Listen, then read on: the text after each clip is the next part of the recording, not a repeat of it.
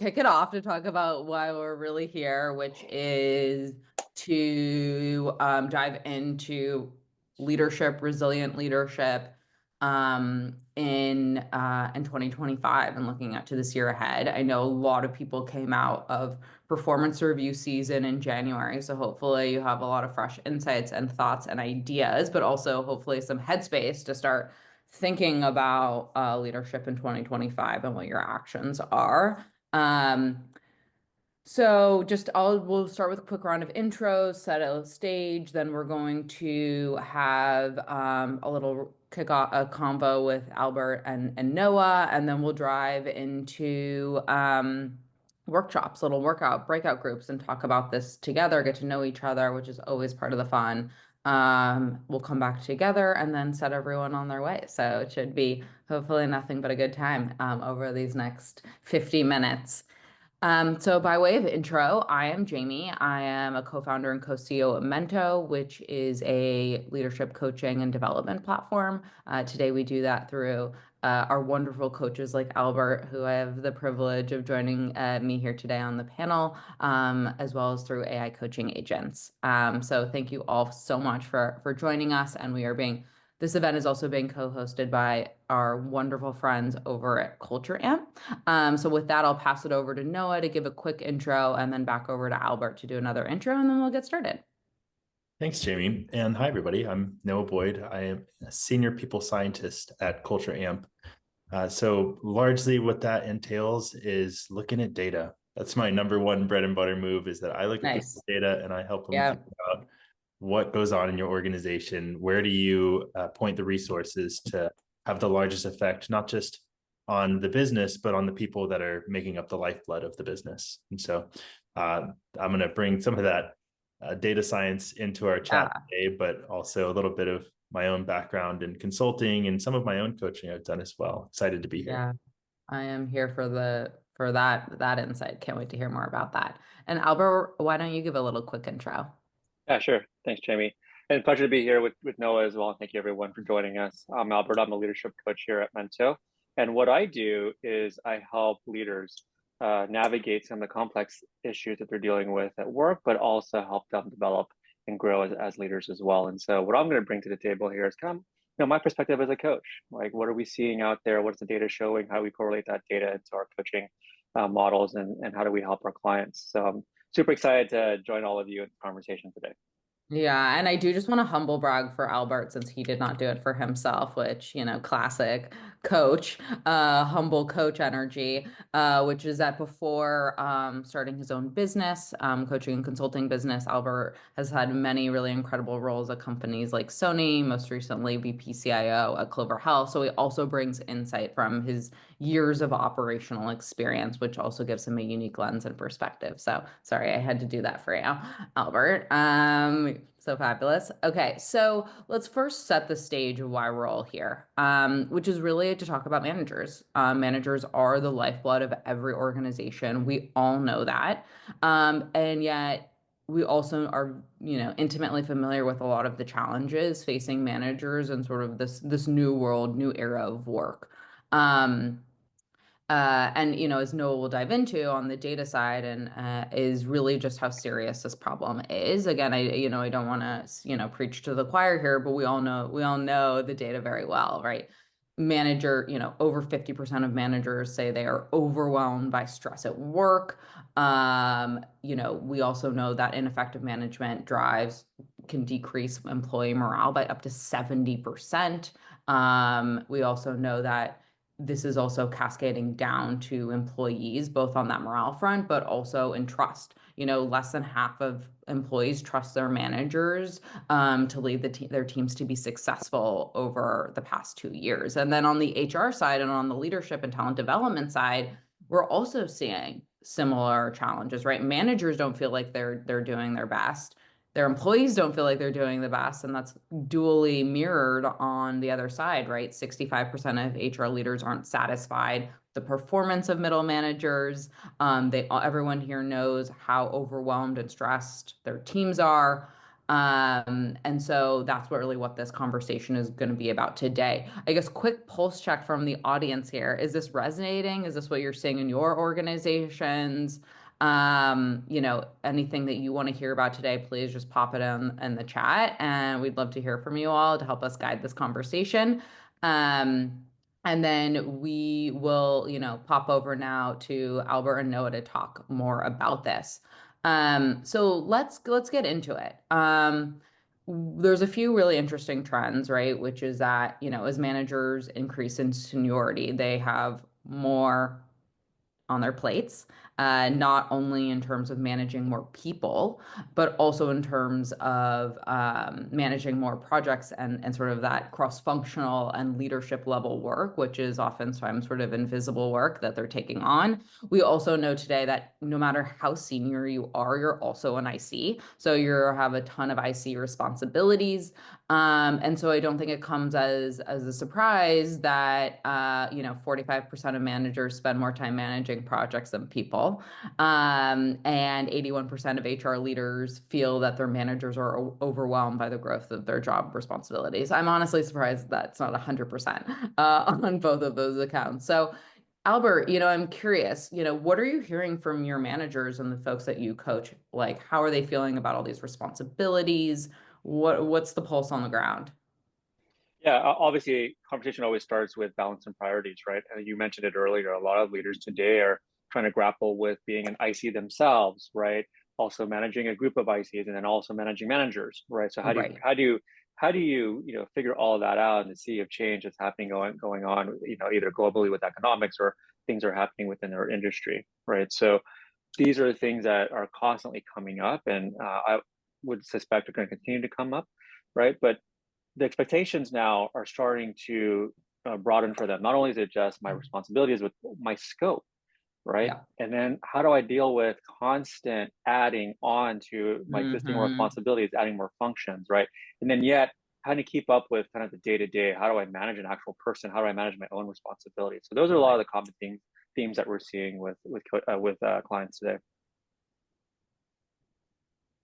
Yeah, I would just add to that, it's not just what we're hearing on the ground, but it's in the data. Yeah. Through our CultureAmp research with over 800 companies, we found that managers had the lowest score in one item that they believe their workload is reasonable for their role.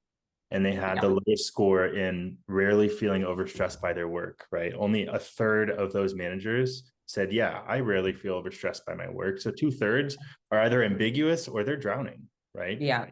And that's, we can take it from what they say to us, we can take it from the data. It's clear what's happening here.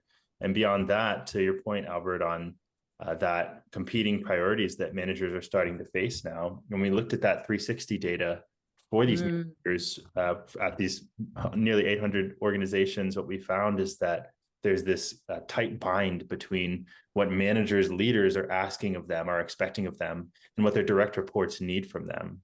And more specifically, what that looks like is when we ask these managers, what do you think you should focus on? They said it's communication and influence and strategy. And what do their leaders think they should focus on? The same things. Their peers, the same things. Their direct reports think that those two things are the least important. And the most Mm. important thing they want is sharing information. Guess where managers put that? The very bottom of their focus area. So Wow. what managers are focusing on is what's probably going to lead them towards promotion, but it's not helping do their job of managing people. Right. Right. Yeah, Albert, I mean, that is incredibly interesting, Noah. Thank you for sharing that. And I want to dive a little deeper. I'm curious, Albert, what are some of the conversations that you're having with people about that? How do people think about this need to look up? Because I kind of just see it, right? It's like this upward view, managing up, influencing up, performance, probably reflected in a lot of big OKR numbers that people need to hit, very focused on performance, numerical performance, especially in the sort of the economical state we find ourselves in. Then how are people thinking about managing that at the lower level and looking down? Are you hearing that managers recognize the importance of this? And I guess, what are you doing as a coach to kind of create awareness around this as well? Yeah, absolutely. This concept of pivoting, right? How do I stay strategic zone or swim lane, and also how do I still be somewhat tactical and operational, right? Mm-hmm. And so we're constantly hearing, it's not even just in the middle rank director level, we're hearing this in the senior levels as well, right? Because more is being asked of them, their plate's filling up. And so, what we do as coaches is we want to first understand where they at, like, and provide definition around that, right? It's not just me as a coach meeting where you at, but like, what is it? What are the circumstances are you dealing with right now, right? And let's lay that out, right? Whether it's organizational flaws, whether it's something cultural, whether it's something that has to do with their industry, or them trying to hit their numbers. What is it that's really influencing where they're at right now? That's really impacting them from becoming more positive leaders, or more involved in kind of like strategic things that they need to be up to that level, right? And then at the end of the day, it's kind of like, how do I deal with stakeholder management all over again, because they're having to reset themselves, right? So what we do as coaches, we help ground them and help kind of figure out a path forward. Yeah. And I guess very specifically, are you seeing like is the sort of gap that Noah just described as clear for people, right? This gap between, hey, this important, least important, or is it just like almost like, because I also wonder, I'm like, do people have so many priorities that like some naturally fall to the bottom, even though people think that they're important? Because I hear some of these things you're describing and I'm like, oh wow, these all feel super important to me. I'm not sure how I would rank those. Yeah, absolutely. And we're hearing more about everything's a priority number one, Yeah. right? And even trying to get like priority 1A, 1B, 1C is even difficult, right? When everything is all Mm, compounding and there's a lot of different dependencies, right? So how do we untangle that?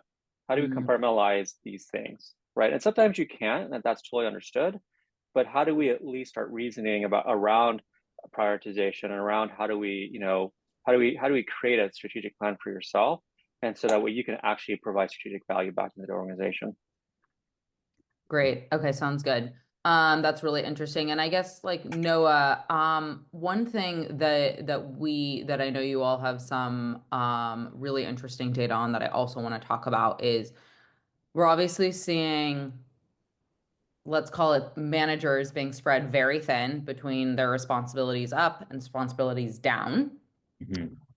What are you also seeing people say about the support that managers are getting from their managers? We often kind of think of managers as this like island.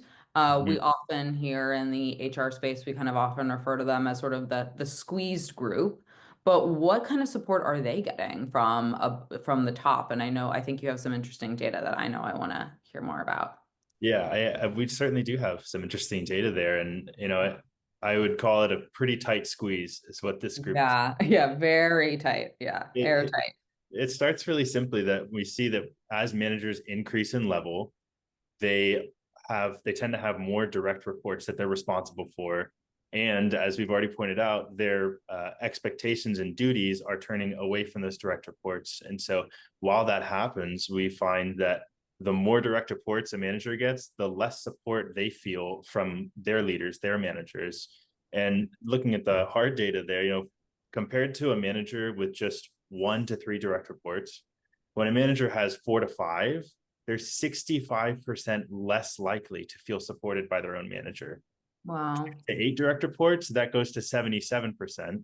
When you get to 9 or more direct reports, they're 88% less likely to feel supported by their own managers. That as this span of Wow. control is expanding, you can see I'm a manager. I don't have the bandwidth to help my direct reports. Now, if those direct reports are also managers, how are they going to help their direct reports, right? We create this Mm. cascaded problem in the organization where expectations are now forcing us to move beyond what we're capable of. Right. Yeah, that's really interesting. And so like I guess moving a little bit in from the dire state, I mean that's Mhm. that is darkness. What is the light? What are you seeing anything in the data around how people, organizations are investing in their people, around how what the best managers do? I saw there was a question here around building trust, rebuilding trust, which is super important. Are you seeing anything on the data side that we can sort of start to look toward, especially as we move into breakout rooms, and which will probably hopefully be around solutioning? Mhm. Yeah, just according to what we've seen in the data, the first thing to remember here is that managers are direct reports. Mm-hmm. So they benefit from the same kind of behaviors that your individual contributors do. right? Right. And that's oftentimes just basic manager behaviors, giving frequent one-on-ones, setting goals, having public shout outs, right? Just one-on-ones alone, when we look at individuals who get 2 one-on-ones a month versus those who get none, we see a 17% drop in turnover, which is 2 one-on-ones a month. Massive Whoa. drop in turnover. And then when you add one-on-ones to goal setting, that it can cause a 7% increase in motivation, right? So it's really a Wow. no-brainer. These basic things are what managers themselves need, what their direct reports need. But we see managers, again, going higher levels, moving away from those behaviors because their priority now to keep moving their career is to look upward, to look at strategy, to look at those influence and communication tactics that are no longer a part of proper management. So it can start really simply. Just that basic manager behaviors is not only what they would benefit from, but what will ultimately benefit their direct reports and create that cascading positive effect through the organization. Yeah, that's really interesting. And I guess, Albert, on your side, how do companies create cultures like this? How can we create, how are you, when you hear from people in the organizations you've worked in, like, how are you seeing that being applied? What are some of the best organizations and managers doing to make sure that, they can still carry the ball forward while also making sure they're doing the best practices that they need that seem to have an absolutely massive outsized impact on performance, happiness, engagement, all the thing, trust, all the things that any organization would want to be um, supporting and encouraging. Absolutely. What we're seeing in clients today, right, is this kind of absent view of how do I have this more peripheral, objective opinion about things, right? And so, while I'm still, trying to manage up, how do I manage down? How do I manage within my own level, within my peers, right? And so, it's absolutely being transparent and open. And what we're seeing also with a lot of the newer generation and crop of employees coming Mm-hmm. through workforce today is what's this purpose around what I'm doing, right? And sometimes we forget to give the why, and we always focus on the how, right? And Mm-hmm. so we're working with leaders today to kind of figure out, okay, so how do you work with multi-generational, multicultural, organizations? How do you structure that? And there's some interesting research from MIT Sloan for some of those who want to check it out in their recent news article last month about this smart organizational design framework. For me, it's an acronym, obviously, like SMART goals. They use it for organizational design, and for me, the art in it, which is the autonomy, the how do you build relational models around your work? How do you make it tolerable, even, right? So some of those things we're starting to see play out also, and we're working with clients today. It's like, so how do you make it where it's autonomous for your employees, right? Whether they're ICs or managers, and how do you make it relatable so they understand what it is that they're going after, and then how do you make it tolerable for them so they can understand how to speak and manage through it. Yeah, that's really interesting. So if I'm hearing you, there's there's not, if this framework can be applied to individuals at the organization level. And are you seeing, like, what are you seeing that's successful and when people are applying it or you're talking to folks about it? Like, what are some of those tactical strategies that people could take away? And obviously, I would love to hear from you as well, Noah. Like, if they left today, if they could go share three things with their managers, I won't give you just one because I know that'd be too hard, or two or three things that they could go share with their managers or go share with their leadership, because again, I'm hearing we just got to get back to basics. And this doesn't mean, I think also too, it's always been like, oh my God, as a manager, you need to be doing the most. You need to be driving their well-being. And so making sure that they're happy, giving them stretch projects, driving promotion, right? Like I think there's maybe been a bit of freeze and manager freeze because you're like, oh my God, I have to be so much to my team. Like I just simply can't do that. Survival mode probably is almost like what people are doing, especially as they're looking up. So I guess what are some of these strategies or tactics that people can take away? Either of you feel free to jump in and we can pass off to the other. Yeah, I'd love to hop in. Yeah. The key term that keeps coming up for me here is cascade, right? It's that Yeah. multiplier effect that we don't necessarily need to gather all of your managers in one room and start training them today, right? Start at Yeah. the very top, because again, just looking at the data, when any manager at any level is seen as a good role model for these behaviors, then their direct reports 3 times more likely to do one-on-ones, 4.7 times more likely to give public recognition, right? It cascades right away. So if we can get the high leaders in the organization to begin using these behaviors more completely with their direct reports, naturally it will follow, right? And this is what we see in the data, that you don't have to try too hard. Just get Yeah. people at the top of the pyramid to do the thing and watch the rain fall down. Yeah. Yeah. Yeah. I'm hearing back to basics. I'm hearing cascade. I'm hearing Albert. What about you? Yeah, I mean, at the end of the day, right, it's really about this human relationship. And sometimes we lose touch with this, right, with all the Hmm. available tools we have around with ourselves, right? And so what we're dealing with as coaches is going back to, okay, how do we make sure we are working better at the peer level? How do we make sure that we're actually managing up? And what does that look like for you? What does that look like for your manager? Have you had that conversation, Yeah. right? We are all sensitive now to annual performance reviews, right? We're ending that cycle. So now it's a perfect time, right, to understand what is it that you need to improve on? What is it organizationally that you need to improve on? And also culturally, right? How do we Yeah. still embody the cultures of our organization, right? And so we're getting a lot of that conversation as well. And so, yeah, that all goes back to going to the basics also. Yeah. And on that point, right before we head to breakout is a good segue. I mean, I just to add to our list of back to basics, cascading, relationships, just reminding ourselves, especially in hybrid remote worlds, it's easy to detach yourself from the relational aspect of just having a conversation with someone about what they need, which you can do in your one-on-ones as well. If you're doing them every other week, by the way, you can just use those also to just have chats with people as humans.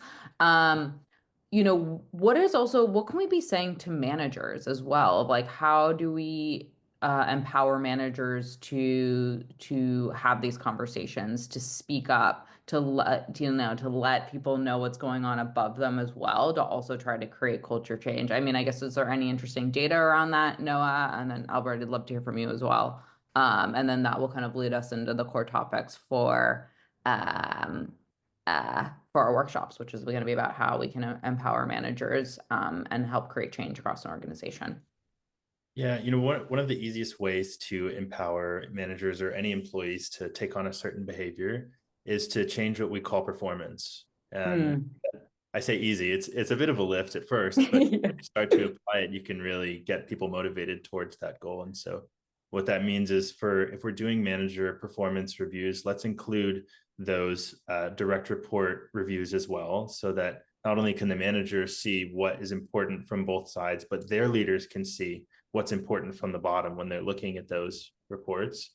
And by doing that, we increase, that the need to talk about these things, to bring it up, because now it's not just something we hope our managers do, but we're changing the name of performance from look up, look up, look up to look around you. I love that. Yeah, absolutely. I mean, so from a coach perspective, right, we're seeing this as well, right? There's more being asked of you. And so how do you reset that performance bar? Right. And managers are supposed to raise that bar every time. So what does that mean? How do you re-baseline every time? And so we get into these conversations of what that could look like. Are they the bar raiser? Are they finding someone within the organization that's supposed to be the model and set the bar for them, right? Or everyone is supposed to be that? That all of the above, right? And so what we do is we help them kind of figure out, okay, what organization, what is the design of that? What are we looking at, right? And then what are some of the metrics? Or we all are trying to manage by KPIs and metrics, right? But Yeah. what are some of the signals that we're seeing inside of our data as we get the engagement and feedback, right? We're all busy trying to figure out signal from noise, but what really are the signals, right? That we Hmm. should be getting back on, and how do we work through that? Taking action on that is really important. Yeah. Yeah, yeah, it's interesting. We just completed our own pulse survey at Mento, which we do to see how people are feeling, how it's going with identifying areas for coaching, some for additional coaching support. And this is like so in track with the theme, which is that we saw very heavy, people are feeling more confident, they're feeling more empowered, they're feeling more productive and performant. And now we need to do the work of translating that up, because we saw lower scores on my manager nurtures my growth. I get meaningful feedback. I get, I have the support that I need to be successful in my role. So, you kind of create a baseline of performance, confidence, empowerment. If you're feeling better, less stressed, more resilient, then now we need to do the work of moving people toward changing that behavior up and then also emulating that behavior down, because you can do that as much as you want it from your manager. You also can do it for your reports, and that is in your control. And that's one thing that I'm also hearing too, is that, it doesn't take an organization-wide training or program in order to start seeing creating the change that you want to see. So I think that's great. And now we can kind of lead this into our breakout groups, and we're going to explore two questions, right? Like, what are your organizations doing? I'd also love to hear, maybe we can bring in some of the tips and tricks that we heard from Noah and Albert, and also this absolutely incredible data from the folks over at CultureAmp. I need that report, Noah. I'm sure everyone here does. And, so what's your organization currently doing to ensure managers are supported, especially as our organizations grow? And what are some things that we could be doing to prevent overwhelm? Another question that we can explore is, how do you encourage your managers to really focus on the fundamentals of managing people? What's preventing that? What's getting in the way? How do we think about addressing it? I think that's going to be a very hot topic to bring into this workshop. So we'll break out into groups of two. And we can have a conversation for about 15 minutes. We'll come back, we'll share with each other. Albert and Noah will give us some more wisdom, and then we'll head on our ways.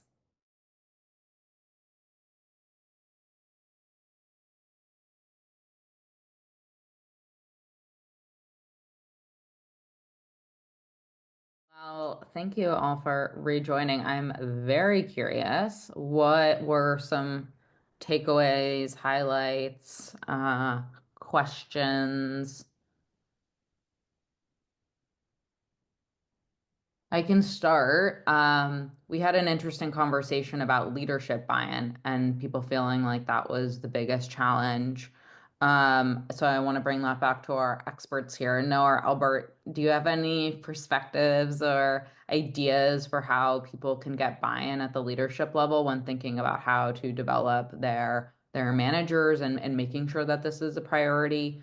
Any ideas for the group on that? Yeah, we talked about this really briefly right at the end of our. Okay, you too. That's where we were getting into it as well, of course. Yeah, and just the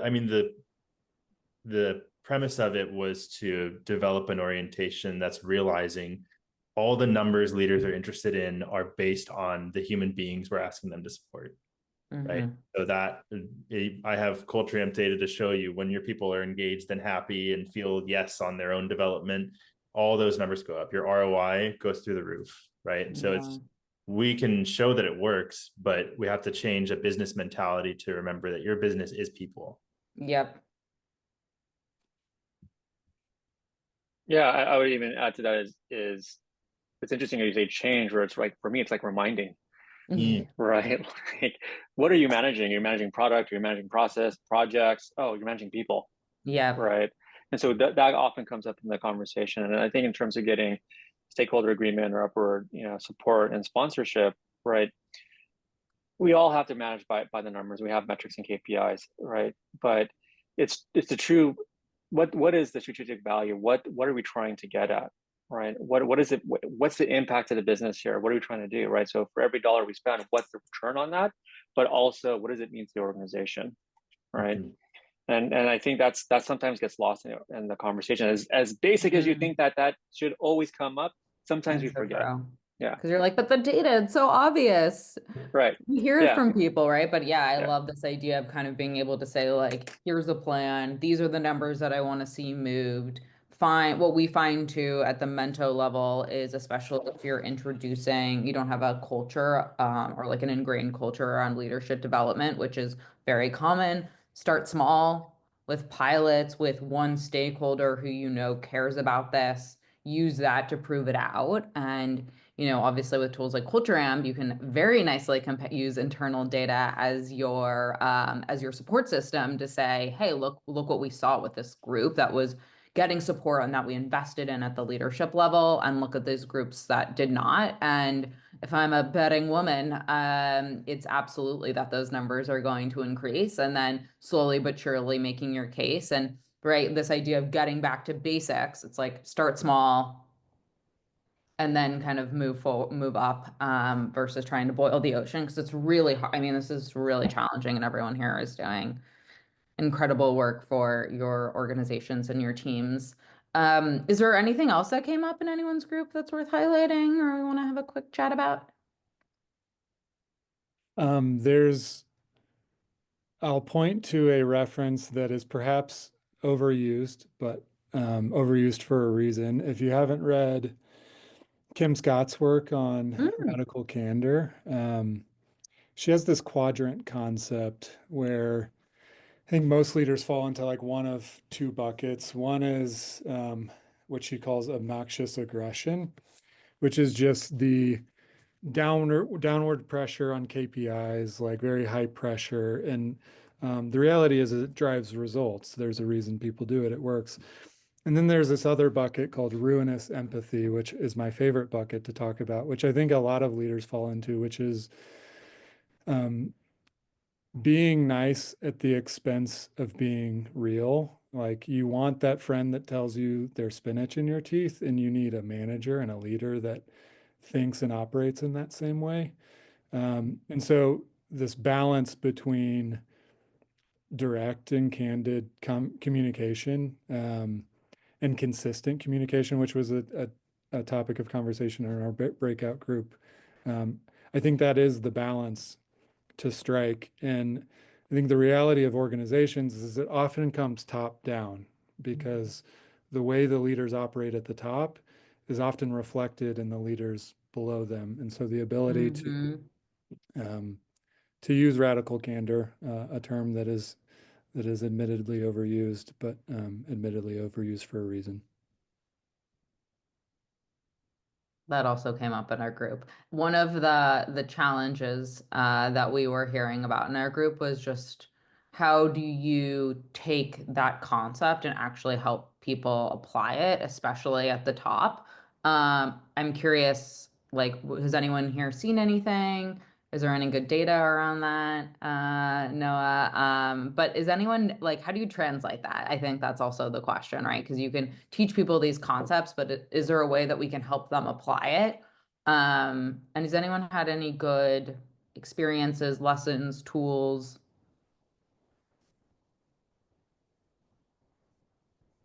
Nothing. I don't believe it. I know that in our conversation, Andrew actually had some good thoughts on introducing coaching to the manager profile, right? And to how you go about managing individuals. And from what we were seeing in our own experiences, managers as coaches, it's not Mm, happening often. And I mean, shout out to Mentos here for bringing coaching to people, but we also found out that I found out that when you work at Mento, one of the things you get is a coach, right? Makes sense, but managers are trying to manage the numbers. They're trying to manage the performance. They're trying to manage. We've talked about that ad nauseum today, yeah. but that coaching element, if we can teach them how do you give good feedback, right? How do you connect to the individual? I think that those simple trainings are a great place to start. And there's already models out there that help with that. Forget about the sandwich. It's all situation, behavior, impact, right? We've probably heard of this stuff, but the Hmm. reason we've heard of it is because those coaching methods work. They motivate individuals to do what we need them to do. Yeah, I love that. Well, I think that was a perfect place to end, unless anyone has anything else pressing. But I hope that this was really helpful for folks, and you left with some new friends and some insights to bring back to your organizations, or some framings for how you can think about this as we embark on 2025. And I'm starting the year in February, because what was January, no one knows. And I want to give a heartfelt thanks and gratitude to Noah and Albert, who have shared incredible wisdom and insights with us that I think will lay a really great foundation for how we can move through this year, supporting our teams and organizations, and a great framing to help sort of kick this off, and hopefully some data, because we know everyone loves data as well, that we can use to bring back to our leadership, to start having these conversations and opening their eyes that that it is that investing in our people matters, and it's back to basics. So hopefully that's the mantra that can carry us forward. And thank you all so much for your time. And we'll follow up with the recording, with the great data, with the great insights from Albert, and a little bit more info on Mento. And we hope to see you all at the next one. So thank you so much for joining us, and have a beautiful day, everybody.